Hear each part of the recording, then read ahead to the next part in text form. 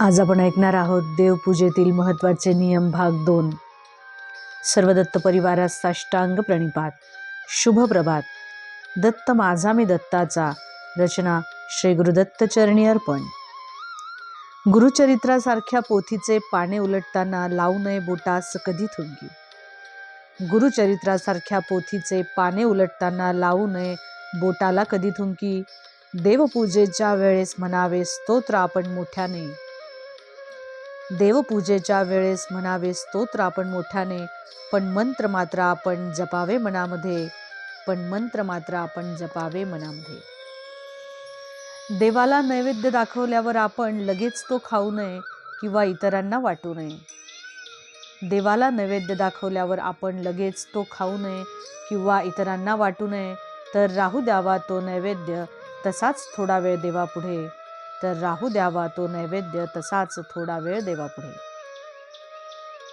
देवघरात लावताना देवांच्या तसबिरी त्या येणार नाहीत एकमेकांच्या डोक्यावरी, याची घ्यावी आपण सतत काळजी.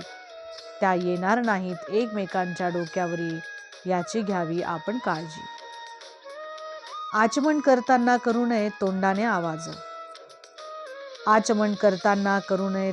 आवाज. देवाला करू नये कधी एका हाताने नमस्कार. शिव आणि विष्णू समोर तूप लावलेला गुगळ जाळावा धूप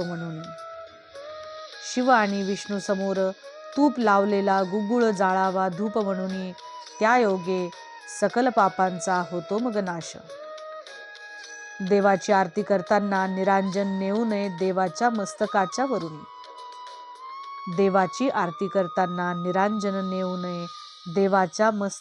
वरुणी. ते न्यावे फक्त देवाच्या मस्तकापर्यंत.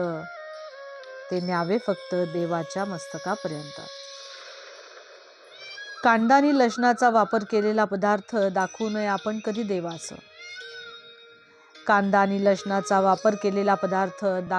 आपण कधी देवास. विष्णूला दूध भात, शिवाला दही भात, गणपतीला मोदक, सूर्याला गुळ भात, देवीला सांजा किंवा श्रीखंड विशेष आहे प्रिय. दूध आणि फळे आहेत सर्व देवांना प्रिय. देवीचे पूजन होते केवळ एका उपचाराने, ते म्हणजे कुंकू. देवाचे आसन आपल्या आसनापेक्षा नेहमी असावे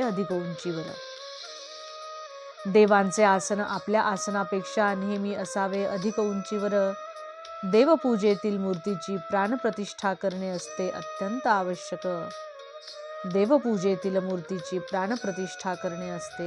आवश्यक. त्याशिवाय प्राप्त होत नाही त्यांना देवत्व. देवाच्या उजव्या बाजूस तुपाचा नि डाव्या बाजूस लावावा तेलाचा तो दीप.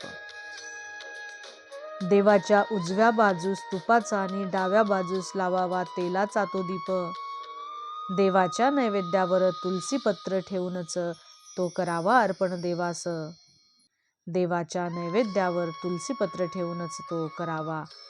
देवास. शंख घंटेशिवाय करू नये देवपूजा आपण.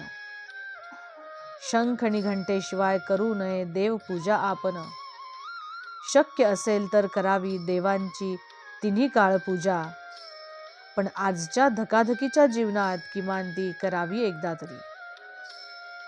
देवघरातील देवमूर्तीवर पडून द्यावा विटाळ, तसे झाल्यास ते नसतेच योग्य.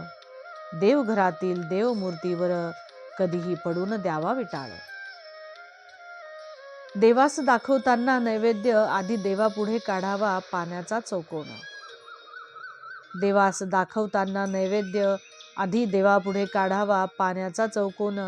नि त्यावर ठेवणी तो नैवेद्य मग दाखवावा तो देवास.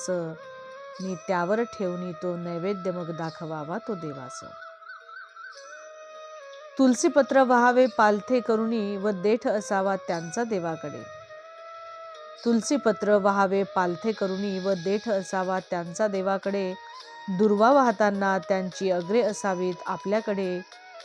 दुर्वा वाहताना त्यांची अग्रे असावीत आपल्याकडे, नि फळे वाहताना त्यांचे देठ असावे ते देवाकडे, नि फळे वाहताना त्यांचे देठ असावे देवाकडे. देवाला प्रदक्षिणा नेहमी घालाव्यात विषम संख्येत. देवाला प्रदक्षिणा नेहमी घालाव्यात 1, 3, 5, 7 अशा विषम संख्येत. प्रदक्षिणेस जागा नसल्यास फिरावे स्वतः भोवती आपण, उजवीकडून डावीकडे गोल.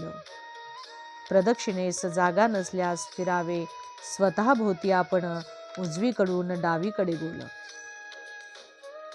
घरातील देवघरास नसावा तो कळस. घरातील देवघरास नसावा कधीच कळस. रोजच्या पूजेत दक्षिणा असलीच पाहिजे असे नाही कुठलेच शास्त्र.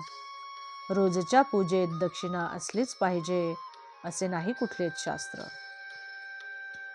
देवपूजे आधी लावावे गंध किंवा कुंकुम तिलक. देवपूजे आधी लावावे आपण गंध किंवा कुंकुम तिलक. तर शरीर शुद्धीसाठी करावे आपण भस्मलेपन. तर शरीर शुद्धीसाठी करावे आपण भस्मलेपन. देवापुढे नारळ वाढविताना किंवा ठेवताना करावा शेंडीचा भाग देवापुढे. देवापुढे नारळ वाढविताना किंवा ठेवताना करावा शेंडीचा भाग देवापुढे. महादेवाचा करावा जप 27 रुद्राक्षांची माळ करुणी धारण. महादेवाचा करावा जप 27 रुद्राक्षांची माळ करुणी धारण. म्हणजे मिळते त्याचे फळ आपणास कोटी गुणित. म्हणजे मिळते त्याचे फळ आपणास कोटी गुणित. अवधूत चिंतन श्री गुरुदेव दत्त. दिगंबरा दिगंबरा श्रीपाद वल्लभ दिगंबरा.